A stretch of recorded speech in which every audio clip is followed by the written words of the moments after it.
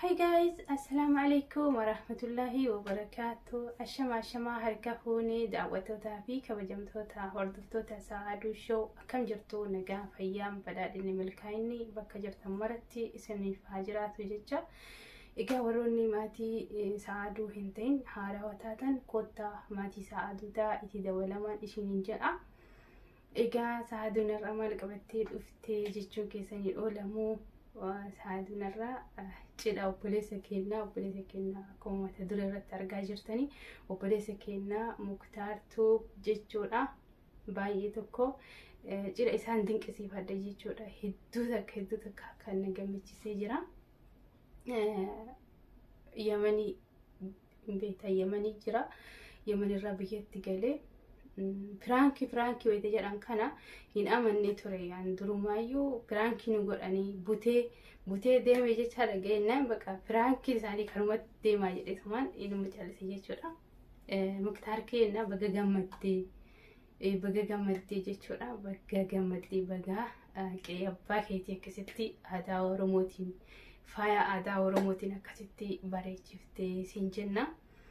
Baay'ee sargii kan kee kan dinqisiifadhe baay'ee tokko aadaa Oromoo Arsiitiin seera duudhaa isiin qabduun fuudhu kan keetu na gammachiise. Osoo tokko taatee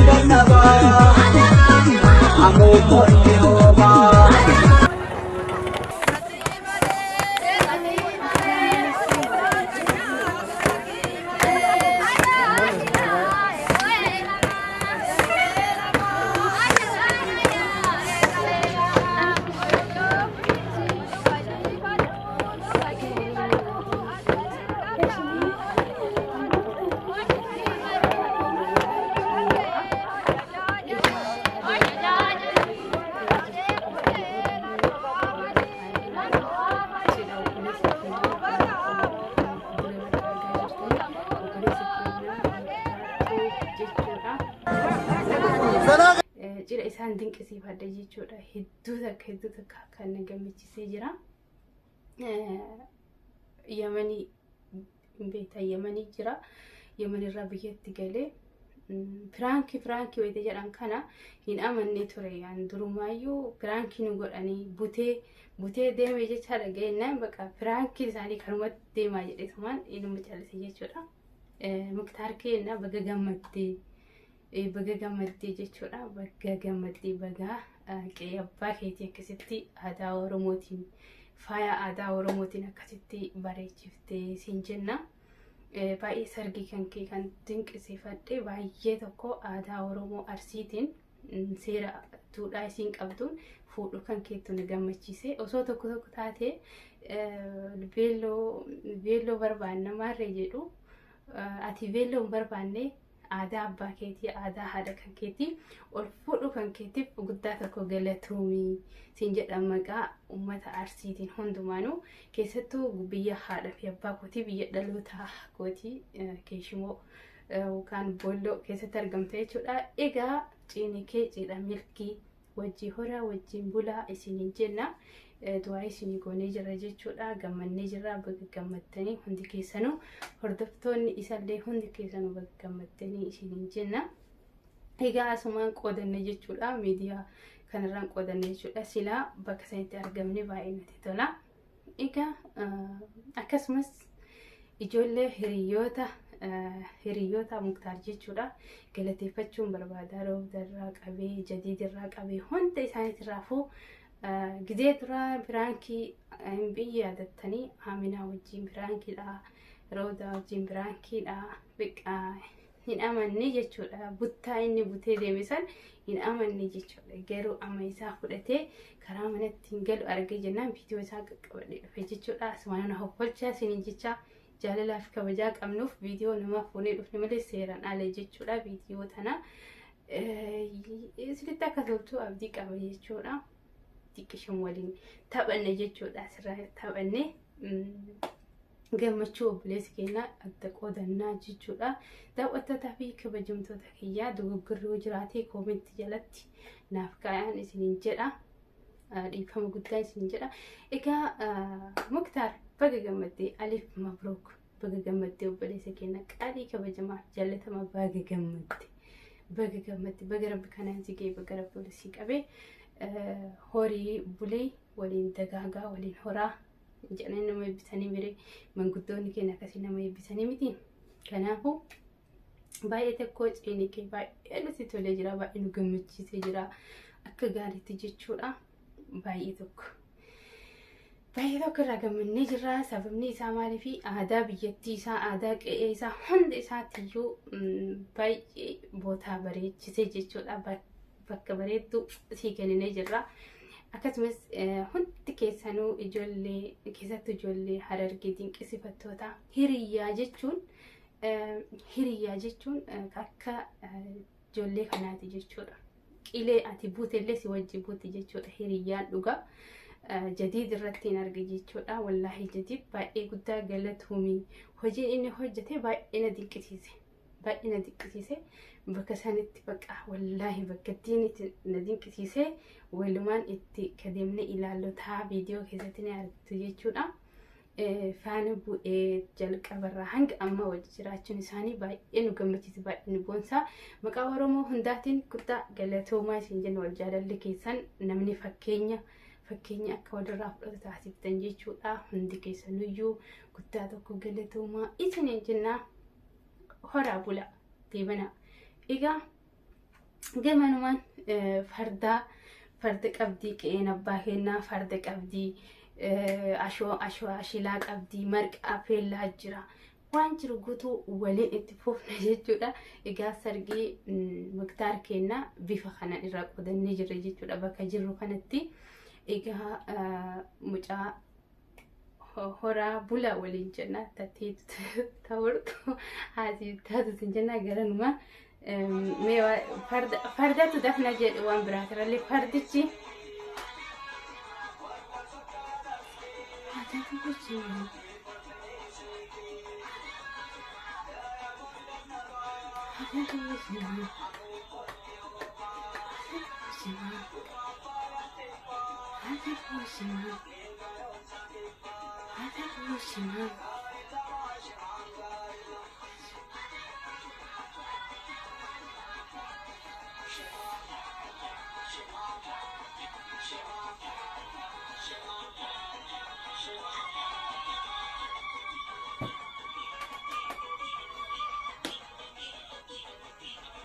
ilaalchine walaa dhugatti ilaalchine jira.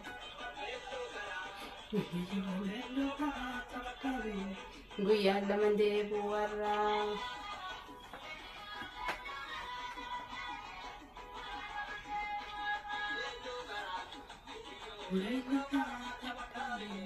guyyaan lama deebi'u.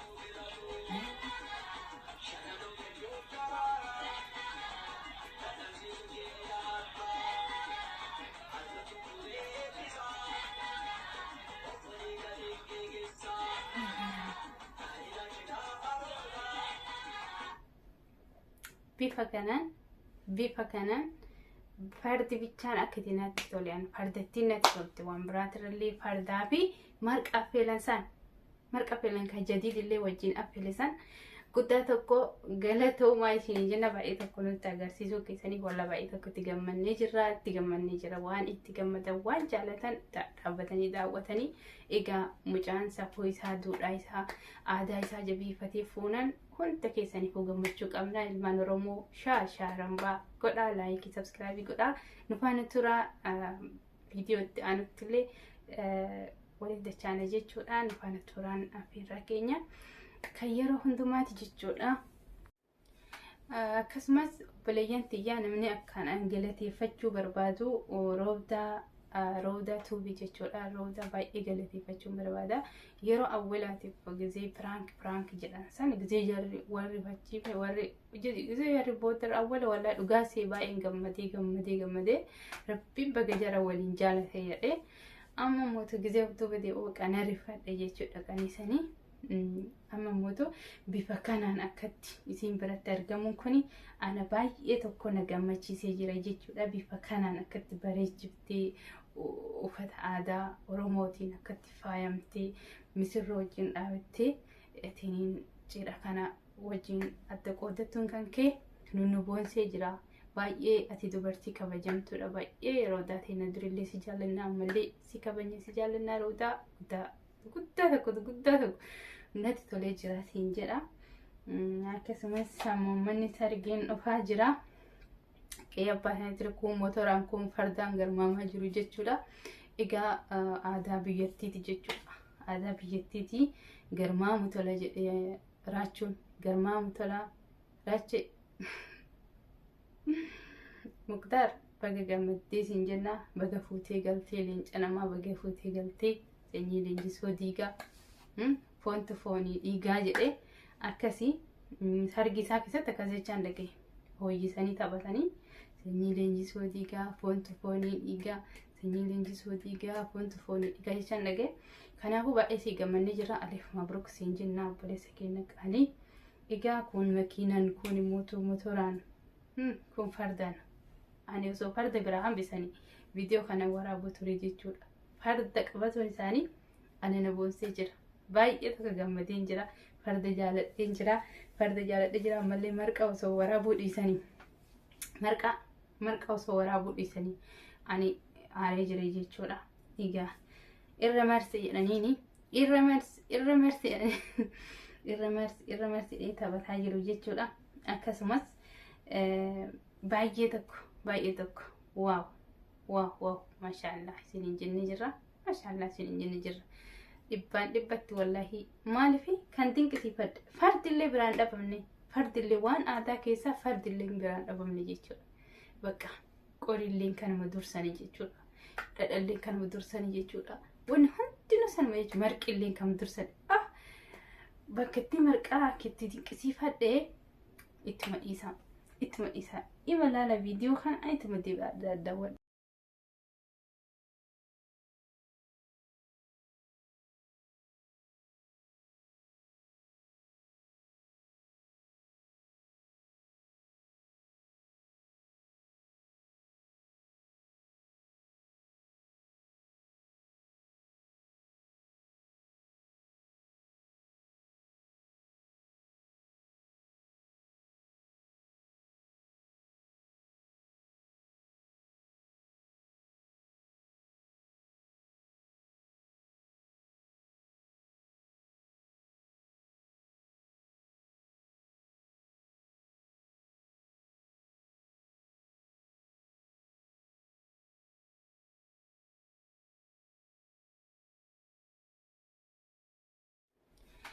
Akkasumas obboleeyyan tiyyaa namni akkaan galateeffachuu barbaadu Roodaa tuubii jechuudha. Roodaa baay'ee galateeffachuun barbaada. Yeroo awwaalaatiif gizee piraank jedhan san gizee jarri warri fachiife warri gizee jarri booddee awwaala walaa dhugaa see baay'een gammadee rabbiin baga jara waliin jaalate jedhee amma mootu gizee duuba dee'uu qana rifadhe jechuudha qanisanii. Amma mootu bifa kanaan akkatti isin biratti argamuun kuni